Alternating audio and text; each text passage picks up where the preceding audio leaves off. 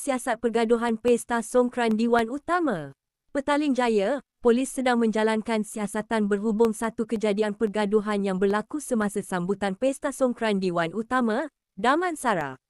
Ketua Polis Daerah Petaling Jaya, Asisten Komisioner Syahrul Nizam Jaafar berkata, video berkenaan dimuat naik oleh pemilik akaun Facebook Jojo Liu berdurasi 56 saat dikesan pihak polis pada pukul 10 pagi tadi.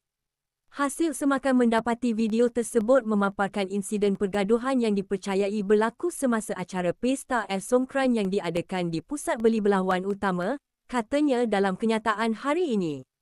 Menurut beliau, susulan video tular itu, Ketua Polis Balai Damansara telah membuat laporan polis bagi memulakan siasatan lanjut terhadap kejadian tersebut. Siasatan kini dijalankan oleh Balai Polis Damansara dan bahagian siasatan jenayah Ibu Pejabat Polis Daerah Petaling Jaya.